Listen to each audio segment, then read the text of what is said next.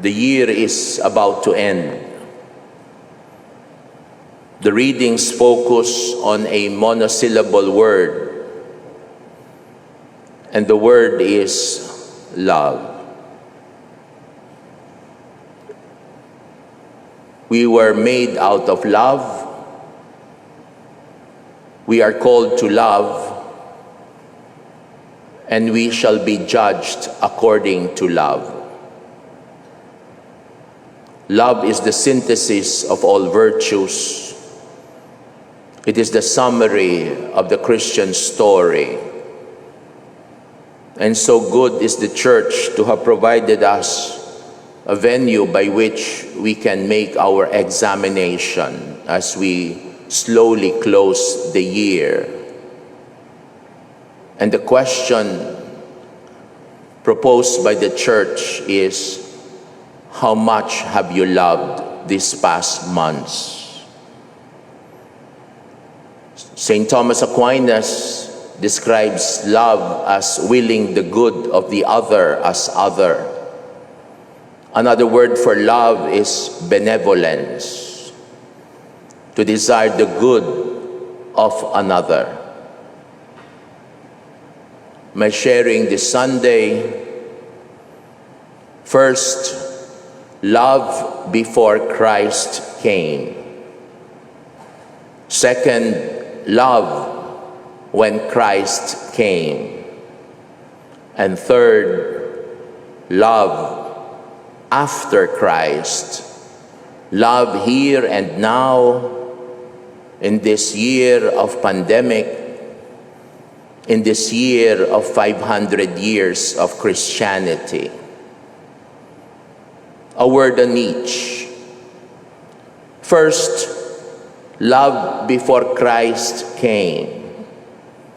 Listen to the commandment that transcends all other commandments. Hear, O Israel, the Lord is our God, the Lord alone. Therefore you shall love the Lord your God with all your heart, and with all your soul, and with all your strength. Take to heart these words which I enjoin on you today. Drill them into your children. Speak of them at home and abroad, whether you are busy or at rest. Bind them at your wrist as a sign, and let them be as a pendant on your forehead. Write them on the doorposts of your houses and on your gates. Deuteronomy chapter 6, verses 4 to 9. If you turn to Deuteronomy, to Leviticus, what do you find? The climax of all ethical injunctions. You shall love your neighbor as yourself. Leviticus chapter 19, verse 18. Against this background, you can read the Old Testament before Christ as a ceaseless tension between the ideal and the real. The ideal hangs ever before the eyes of Israel. Love God above all else. Love your neighbor as you love yourself. But the real is shaped by all the smallness and selfishness that plague Israel in its history. Israel faithful and Israel unfaithful, adulterous. Truly, rescued from bondage in Egypt, the Israelites swing like a pendulum between the God of their covenant and all manner of foreign gods. Idolatrous was Israel, defiant, stubborn. They believe and they doubt. They hope and they despair. They submit and they rebel. Such is the history of Israel in the Old Testament. Convinced that the Lord is leading them to a land of milk and honey, they think that everything is fine. But they were blinded because the wilderness brought them sorrow and pain. The experience of Israel is our experience as a people. 1986 was a pivotal year for us. Handog ng Pilipino sa mundo. Mapayapang paraang pagbabago. From one disappointment with leaders after EDSA 86, people are saying now, well, good were the years of martial law. Better to return to those years. Israelites in the desert wanted to return to Egypt, to the flesh pots, to be slaves again to Pharaoh. Why? Because Moses and Aaron failed to be good leaders to the people. Because Israel suffered in the desert, they wanted to go back to become slaves. Be careful in our history as a people. There are forces that would like to revise history, to falsify the truth. The truth, after all, cannot be outshined by falsehood and lies. Love your neighbor. Here too, Israel's ideal constantly clashed with grim reality. How do you love? The minimum requirement of loving is to do justice. I hope people understand that. And what is justice but to give to every person what is due to him or her? And what is that? Respect. To respect the other person. To respect the community. In our society today, that is truly lacking because of this culture of vulgarity, murder, and plunder, where justice is destroyed, and thus love cannot be experienced, especially by the poorest of the poor, because the standards of justice for the church, how much have we done for the lives of the least, the lost, and the last among us? Truly, it is a story of lights and shadows. My second point, love when Christ came. The public ministry of Jesus, the 3 years of the public ministry, when Jesus spoke about love and lived love and shared the love of God to all. How much you love your God? With all your heart. It means to respond to God with all the fire of your love, all the passion that you can possibly sear you. If you can have that passion for a best friend because you have not seen him or her for a very long time, where greater must be your passion for God when you come to worship him, when you come to pray for him, when you come to give him what is due to him, which is right worship, right liturgy, right adoration, not boredom. The best for God. In the words of Jose Maria Escriba, that everything I do for 7 days must find its climax in the Eucharist. The best for God. With your whole soul, what does that mean? Respond to God with all the vitality, all the awareness that marks a person into whom a loving Lord has breathed his life. Yes, your soul, your anima, your interiority. Give it to him, not a divided heart, but truly you, only you for God. With all your strength, what does that mean? Respond to God with the inner drive that you can scarcely suppress. Strength, vitality. Give to him your youthfulness. Yes, even your fractures and your sickness and your aging process. The last bit of strength that you can muster, give it to him.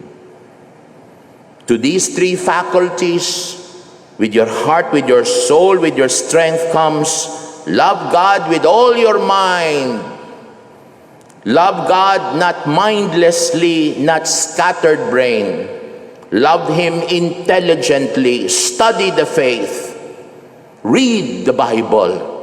Read the Catechism of the Catholic Church and muster and relish the truth of the faith.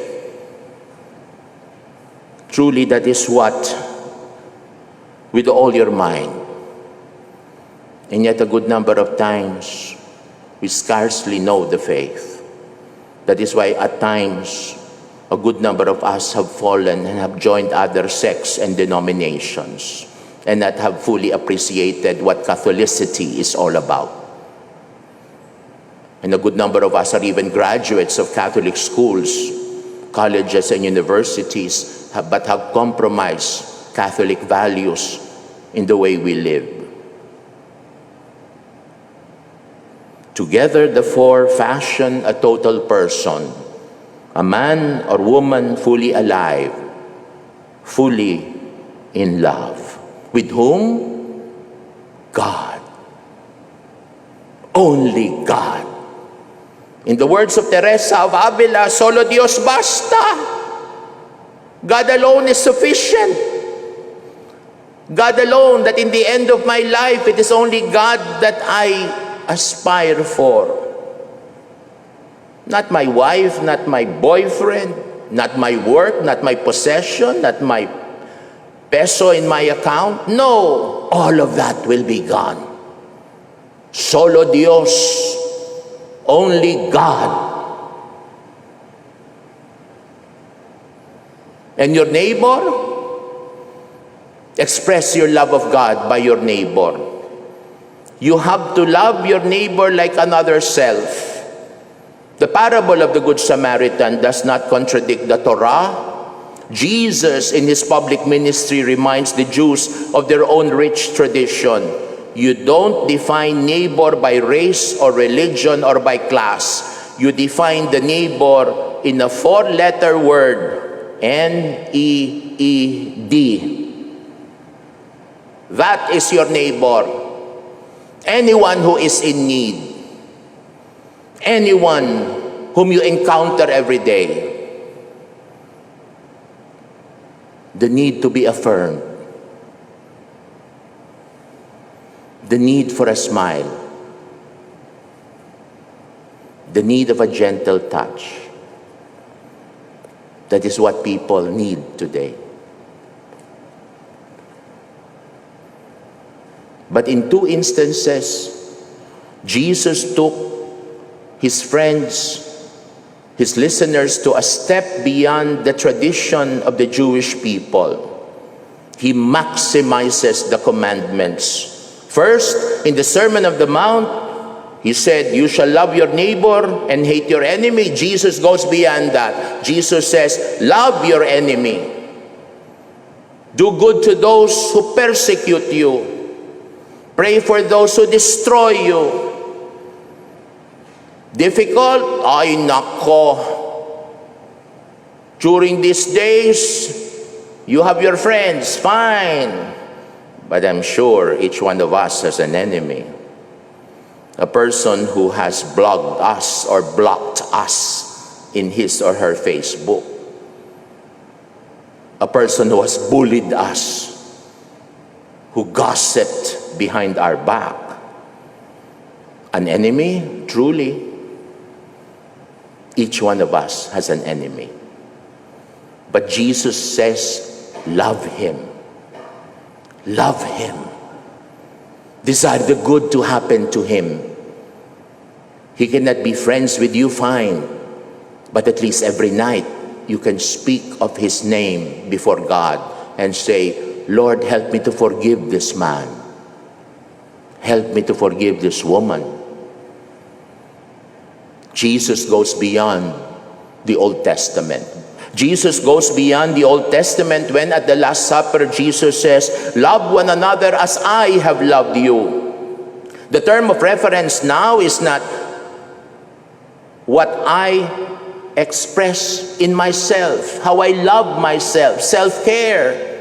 That is a virtue, by the way, self-care. How can you love a neighbor if you cannot even love yourself? But Jesus says, as I love you. What does that mean?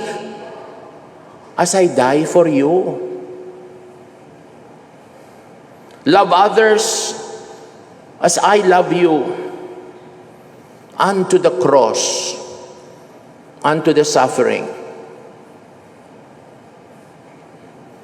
Difficult? Yan ang sinasabi ko, hindi naman madaling maging Kristiyano eh. Pag tinutoo mo, ang Kristyanismo mo, ay nako, wala na, ayoko. Ayoko dyan sa relihiyon na yan. Ang hirap. Christianity is a difficult religion. Why? Because it does not settle on minimum requirements. It maximizes the strength and the power of God, because each one of us is capacitated to do the best, to excel, because God has given us that capacity to be the best for Him. Third and last reflection, love after Christ. Love here and now during these pandemic times. Love in the year 2021, the 500 years of Christianity amidst all of this pandemic. How do you ever get to know God? Simply pray. Pray every day. Spend time, your prime time. Give it to God. Your precious time. Your precious time in which you simply are silent before the mystery that is before you. Pray. Pray for our brothers and sisters who died this past years because of COVID-19. Pray for them. Offer masses for them. Why? Because November the 1st up to the 30th are days in which we pray for those who suffered and pray for those who mourn and grieve even up to now. How do you love today as Christians? Pray. I received a text message last night. Her husband was brought to the hospital. And she said, I know, Monsi, you are asleep, but please, my husband was rushed to the hospital. His blood pressure is not going down. He's in his 80s. Please, Father, please pray. And I said, my prayers and masses for you and your husband be strong. And a simple text, Monsi, that means a lot. Besides praying, how do you love today? Act. Do. If you want to love God, love the favorites of God. Who are His favorites? The poor, the widow, and the orphan, the unfortunate, the marginalized, the people who are downtrodden, the people in the streets, the slum dwellers, people who do not know anything. You know, in a way, I love Rockwell. This is part of the parish of Saints Peter and Paul. But you know, this place can create a bubble for those who are powerful and rich, that they are what? Anesthetized to the realities of poverty and difficulties outside. That your environment is so anesthetized that you do not even feel what the poor and the suffering are feeling.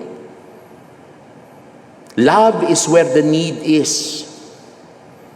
The need to be loved, the need to be understood, the need to forgive and be forgiven. Brothers and sisters, I have been stammering about love these past minutes, but I have said so little about hate. For one terribly good reason, because the opposite of love is hate, and the opposite of love is indifference. That's more dangerous. Please, brothers and sisters, please do not hate, but love. Just because he or she belongs to a political party or his or her choice of a presidential role is different from yours. Please, brothers and sisters, do not hate, but love. Because you want to get rid of a person.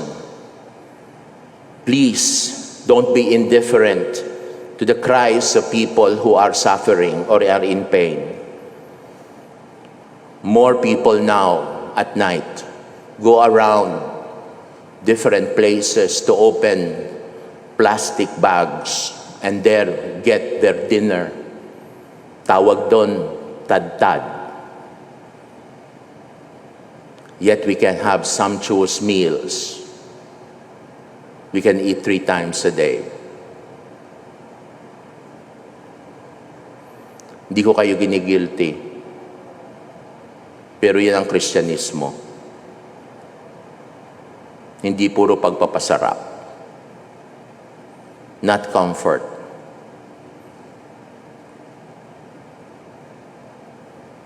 Nung ginawang kardinal si Gaudencio Rosales, dating arsobispo ng Maynila, nagtipon-tipon ang mga Manila clergy sa Arsobispado de Manila Chapel. That was the day after he arrived from Rome, being given the red hat by Benedict XVI. And his reflections stuck to my mind and pierced through my heart. He said, "Fathers, kardinal na ako. 2 simbolo ng pagiging kardinal, binigyan ako ng magandang singsing ni Benedict XVI. Malaki yung singsing. Sigurado ko, gold yun. Inilabas niya ang kanyang skull cap, scarlet. Iba na ang kulay ng aking sombrero. Hindi na purple kung hindi scarlet red. Pero alam niyo, ito'y mga dekorasyon lang.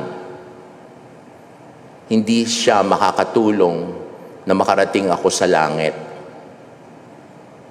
Kasi ang daan patungo sa langit ay sa daan ng mga mahihirap, nagdurusa, nagugutom, at mga walang-wala. Sapagkat sila ang magbubukas ng pinto ng langit sa akin pagdating ng pagtawag ng Diyos. Whatsoever you do to the least, you do them to me. Christians, enough of platitudes. Let us act.